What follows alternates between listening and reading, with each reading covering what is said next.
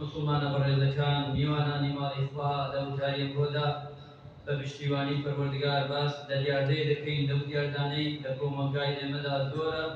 بەڵام لە شەریعەتی ئیسلامی فیرۆزدا ئەو دیاردەیە زۆر ناشرینە بە ئینسانی موسڵمان ئاگای لێبێت. ئەوش لە بەشی باسی میراتە. کاتێک ئینسان کەسێک دەمرێ و لە پاش خۆی میراتی دەمێنێتەوە، ئەبێ وریابی دیمانداران موسڵمانان لەو کەسانە نەبین لە دابەشکردنی میراتدا ستەم و زوڵم لە بەرامبەر بکەین. ئەو کاتەوا بین زۆر خەتەرە، بەر هەڕەشەی خوا دەکەوین و بەر هەڕەشەی پێغەمبەری خوا صلی الله عليه وسلم دەکەوین. سنەت وایە هەر کەسێ مرد لە پاش 3 ڕۆژ، حەقمان نییە لە عرفی خۆمان لەوەی لە عرفدا ئەمە مەقبوڵ نەبێ لای زۆری نەمان،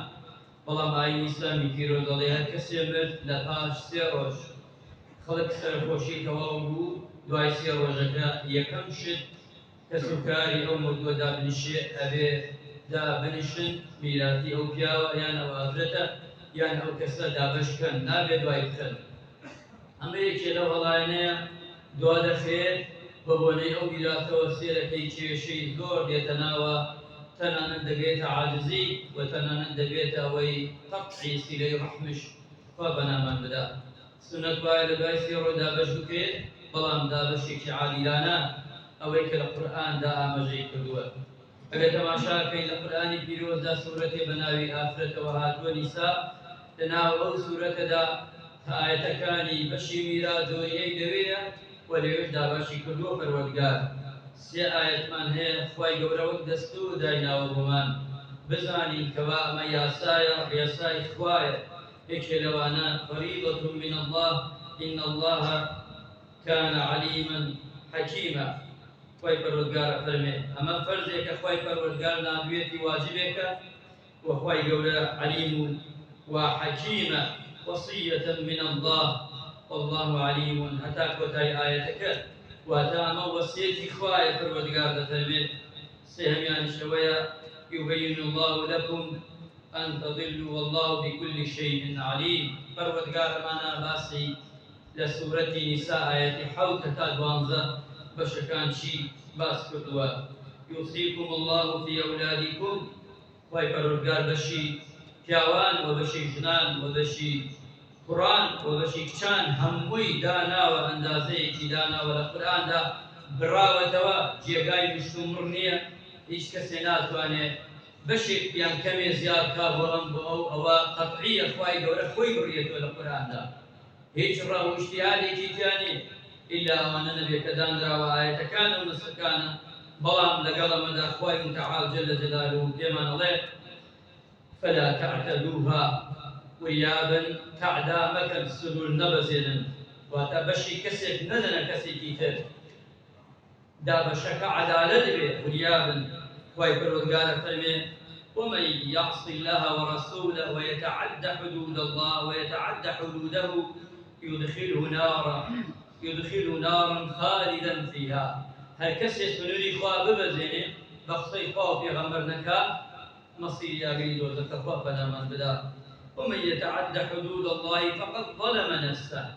ئەوە ستەمی کردووە لە نەفسی خۆی، ئەوە زوڵمی کردووە لە نەفسی خۆی. پەروەردگارە فەرمێ ومن يتعد حدود الله فأولئك هم الظالمون. ئەمە چەند ئایەتێکە و ئایەتی تری زۆرە، واتە هەر شتێ سنوورێکی داناوە پەروەردگار بە تایبەتی لە دابەشکردنی میراتە ئیمانداران موسڵمانان، چونکە ئەم بابەتە زۆر جار چینی ئافرەتان بەشیان دەخورێت، پیشی بێرین چینی پیاوان ستەم دەکەن لە ئافرەتان. سێرەکەی برایەکە حەقی خوشکەی نادا، تەماشاکەی لە دوای باوکەکە مردووە برا گەورەکەیە زەفتێکا بۆ خۆی براکانی تر مەحرومەکە، یان سێرەکەی براکان تۆ دەبنەوە بەشی دەکەن، کچەکان هەمووی چی گوێپێشگوێڕەکەن. گەورەترین زوڵمە ئیمانداران،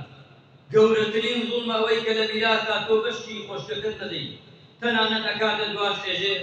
بۆچی بیدەمە خۆشکەم چونکە ئەیبا بۆ زاوەکەی، ئەی ئەو بۆ بیداتە تۆش ئەیبی بۆ کچی عالەم، نابێ ئەو قسە بکەی، چونکە ئەو لەو دایکە و لەو باوکەیە، تۆش لەو دایک و لەو باوکەیە، بەشی ئەو خوا دایناوە، نیو بەشی تۆیە، تۆش دوو بەشی ئەوە. وریابە وەڵڵاهی ئیسڵەمی لێ بکەیت خوای گەورە هەر لە دنیادا تۆڵەت لێ دەکاتەوە. ئیمانداران هەندێک گوناح و تاوان هەیە لە دنیادا خوا تۆڵەکەی ئەکاتەوە نایگەڕێتەوە بۆ قیامەت. ئەبێ ئینسانی ئیماندار زۆر وریابێ بە تایبەتی لەم بابەتا لە بابەتی میراث ئەبێ بچی جوان لیژنەیەکی فتوا دانیشتووە لای ئەو بەشیکەینەی لای میزاجی مامۆستایەک بە میزاجی تۆ دەڕوا گەرەک کە مامۆستاکە بخەڵەتێنی ئەفێڵ لەو شەکەی و دابەشی یەکەی ئەگەر دابەشەکەی بەدڵ تۆ بێ قەناعەتی پێەکەی وەڵی باشترین مەلایە ئەگەر دابەشەکەی بەدڵی تۆ نەبی ئەڵێ ئەوە هەر مەلایە نێولەی نازانی چونکە بەدڵی تۆ نەبوو دابەشەکەی مەسلحەتەکەی تۆی جا نەبوو پارە و پولەکە زۆر بەشی تۆ نەکەوت بۆیە ڕەزیەکەی وی گەڕێیتەوە نا وا مەکەن بیبنە لای چەند مامۆستایەک لیژنەیەکە حەوت هەشت مامۆستا دابنیشن خۆتان خوشکانتان بانکن با لە دڵەوە گردنت ئازاکە بەدەم نا نەک تەلەفۆنی بۆ پێی خوشکەکەم ڕازیت بەشەکەت دەیتە فڵان هێ ئەوش لەڕووی نایە چی بڵێ تۆ برا گەورەی و خوشکی بچووکە چی بڵێ گەرێ بێژێ ڕازی نیم بەڵکو هەرەڵێ ڕازیم بەڵام ئایا لە ناخە ڕازیە ئایا لە دڵا ڕازیە خێر وریابن ئەبێ وریابین ئینسانی ئیماندار ئەگەر وابین خەتەرە چونکە دوعای ئەوان ئەو کاتە گیرەکا لێمان أفرمن بغمري صلى الله عليه وسلم فربه إن الله قد أعطى كل ذي حق حقه شاك بزان الإيمان داران مسلمانان لبشي ميراث أخوي دولة حقي هموي جاري كله دينا وريابا فلا وصية للوارث وريابا وصيتي نكن دجي خوابه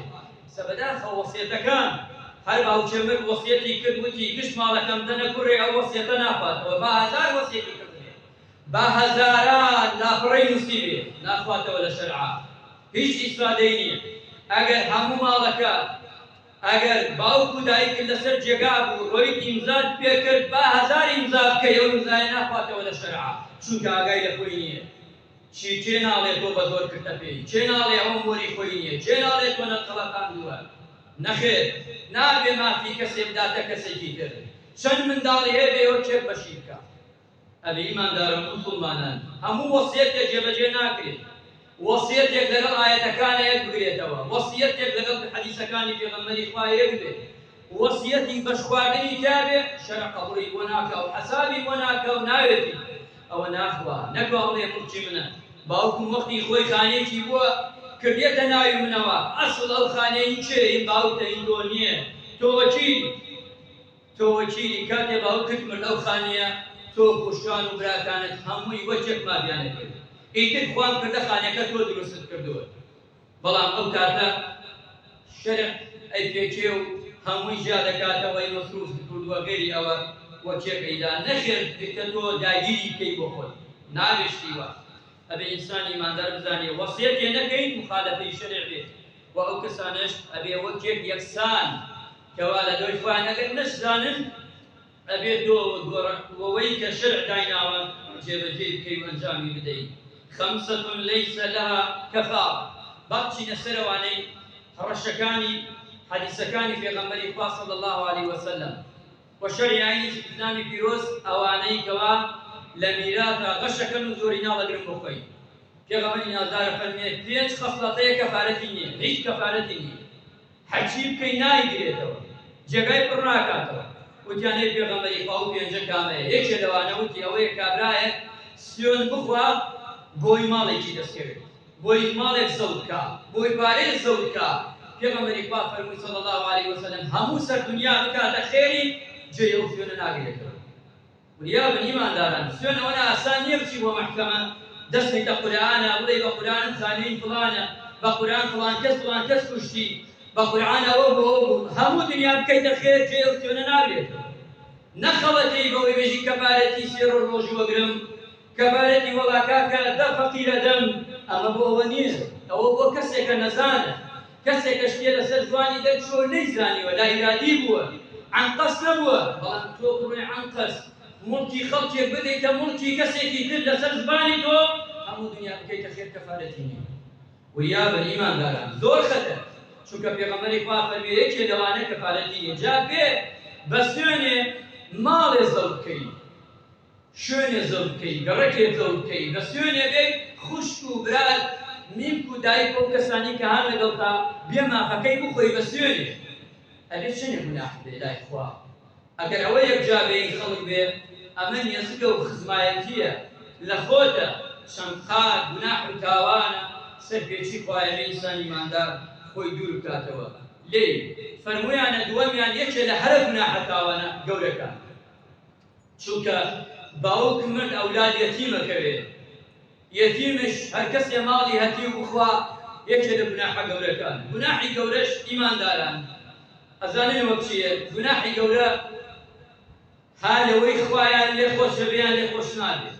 خوا خۆی ئەزانێ مەشیەتی خۆیەتی گوناحە گەورەکان ها لەوەیە ئەگەر لێت خۆش نەبێت قیامەتت دەڕوا خوا پەنامان بدا و دنیا تش دەڕوا بێ ئینسان ئیماندار زۆر وریا بێ ئەمجا فەرموویانە پێغەمبەری خوا صلی الله عليه وسلم إن الرجل ليعمل والمرأة بطاعة الله أما زور خطر إيمان داران كم بدل لقل ماغن بگیرو هل پیاوه وراء آفرته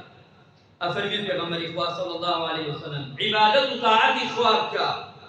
أفرمين حفتا صال ربك بس عبادة إخوابك أجر ميلادي هذا شيء دستي بنا عدالة جداي كردوا حق يمي دابو أو پیغمبر إخوة أفرمين أو تشاك زاني لدواي أو مردو پشیمان بو زاني پشیمان نبو زاني أو باخوي حاضرك باقي وخخ خوابنا ئەها چەنێ خەتەرە ئیمانداران میراتی شتێکی گاڵتە نییە ئێمە دانیشین خۆمان هەندێکمان خۆمانی لێدەین نا یان خۆمان دانیشین بۆ خۆمان شەرعەکەین نا زۆر خەتەر هەر حەفتا ساڵ عیبادەتی خوا بکا پیاوێک و ژنێک هەر کامی لێ یعنی لە چینی نێرینە و چینی مێینە ئەم ئافرەتەیان پیاوە لە دوایەوە لە میراتیە حەقی خوشکی یان برایەکی بخوا بە نەحەقە و بزانێ ئەوە با بزانێ ئەگەر تەوبە نەکا و پارەکە نەگێڕێتەوە ئەو ماڵە نەگێڕێتەوە ئایدێ پێغەمبەری خوا فەرمیە ئەگەر مرد با چاوەڕێی ئاگری بۆ دەکات خوا پەنامان بدات چەندێ خەتەرە چەندێ هەیە گوێی ناداتێ چەندێ کەسەکەی ئەمرێ بۆ نمونە ئەیداتە ئاخر مۆدێل قەسر و ئاخر مۆدێل سەیارە باکشی نییە گوێی پێ نادێت بەس ئەوە نەکبەتیە هەر لە دنیادا خوا تەڵی لێ ئەکاتەوە بێ وریابی من فر من الميراث بغمر صلى الله عليه وسلم فرميت هل كسر راب كان ميراث ميراثيتي لسر شانا دابشي ناكا تا قيامت ليه راب بشي دورو بركي نادا دايدي كردون بو خوي داينا بغمر فرمي عليه الصلاة والسلام شاك بزاني ميراثي باشي لسنا ميراثي باشي أي بغمر صلى الله عليه وسلم قصر كان باشي واتا قصري باشي واتا ملك مالي لباش ثانية أجا كسي ملك مالي باشي نبي يعني داخل بباش هر كسي ميلاتي بوي هر شيء ماوا روجي دوكر دقيق دوكر دابشي كس هتا خود مالي هتا برا كانت ما خوش كانت ما وميكت ما وباني تخواروا شو كلا جايتو بشكت يادك أواني ترد ابن خاوني بايكي شكان وبيفتكان زيادتك من قطع ميراثا فريضة الله ورسوله أفرميها الكسر ميراتي فوق بغمري خواك داينا دابشي كاللبيني يقدا بلام أم دابشي نكا وبيبتبيني أو ميراتي باشتي دستاك أبي إنساني إيمان دار وقروادار بزاني شوك بغمري خوا صلى الله عليه وسلم دعاي كردو ودوچين دعاي كردو بغمري خوا فرمي يكي لوانا أواني الضعيفين اليتيم والمرأة خوا دعاي بغمري خوا دعاي كردو خوايا هر کسی استمعك على يتيم خواهی خود بیت جالسه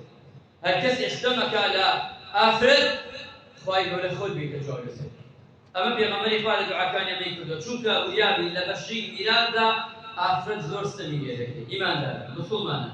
ابی دانشین بجوانی بریتی بباشی او میراد دا بشکین و حقی همولایک بدین بوی ویشنیت سرلایکی هیچ کاممان أفرمن بيارك كتايدني بمكسية بيارك مرد شن كوركي بو خوشكي جرين تشيبو برا قوركيان ميراتكي باش كردو بيجان باش كرابو برا قوركي لخواتس بوبيني أو بشكرني كدا باش كراوا عدالتي ثانية هستا همو مكاكي عاودة وكوي كردوا داينا همو يعني بان كردوا هەمووی حەقی وە خۆیدا ئەوەی قورئان و سنە خوا و پێغەمبەر وتوێتی بەشەکەی خۆی دابێت ئەمجا دوایەوە بە ئاسوودەیی ژیاوە بە ئاسوودەی گەڕاوە وریابین ئەبێ لەم بابەتە زۆر جار باسەکردی ئەم بابەتەی کە من ئێستا باسی یەکەم بابەتەکانمان زۆری داواکاری ئێوەی زۆری دی خەڵک وتێتی بە من باسی ئەمە بکە مامۆستا بە تایبەتی لە ناوماندا سێرەدەی سێرەکەی ماڵەکەی دایکێکی داگیری کردووە هی خوشک و براکانی بەشی نەداوە سبحان الله سێرەکەی تەماشاکە مردووەی بەشی میفتی تایە نایداتێ بەشی خوشکی باوکی تایە نایداتێ بەشی خوشکی دایکی تایە نایداتێ بەشی خوشکانی خۆیەتی نایداتێ بەشی برایەتی نایداتێ وریابن ئیمانداران زۆر خەتەرە ئەگەر بەمە گشتە دیواری خوا چووی ئەو کاتەوە بزانە ئەو زەویەی کە داگیرت کردووە هەمووی لەسەر شانتە و بارێکی بۆ دیواری خوا لە ڕۆژی قیامەتدا خوا لێتە بەرسێڵی جێ لەو ڕۆژەدا ئەگەر بڵێین خۆمە خوای گەورە دەم و دەستت دادەخا ئەو کاتە ئەندامەکانت دێنە شایەت بڵێن خوایە ئەمەی فڵان و فڵانە داگیری خوای گەورە ڕەحمە مولایەتمان بکە عەفوی خێرمان بکە ڕێژمان ساف بکە یا ڕەبی خوا ڕەحمە مولایەتمان بکەی یا الله خوایە هەرچی کاتێ میراتیمان بەرکەوت یاقینە خاوەنی ئەوە و بانمانیان کرد بۆ ئەوە خوایە بە عەدالەت بە جوانی بەڕێکی بەباشی خوایە دابشکەی چی بۆ خۆمان و دەوروبەرمان خوایە گەورە ڕەحمە مولایەتمان بکەی ئەم نەخۆشیە و ناخۆشیە لەسەرمان هەڵگری یا الله خوایە بە ڕەحم و لوتف و کەرەمی خۆت ئەم نەخۆشیە لەسەرمان هەڵگری شفای نەخۆشەکانمان بدەی یا الله وانەی احتیاجی دوعای خێرن داوایان کردوانیش داوایان نەکردو یا الله خوای ڕەحم بە پیاوەتەمەنەکانمان بکە عەقیبەت خێران بکەی لەشیان ساف بکەی تەمەنیان پڕ بەرەکەت و خێر بکەی دووریان بکەیتەوە لەم نەخۆشیە یا الله ڕەحم بە زەنجلاوەکانمان بکەی ڕەحم بە دایک و خوشکانمان بکەی ژیانمان بە خۆشکەی ئامین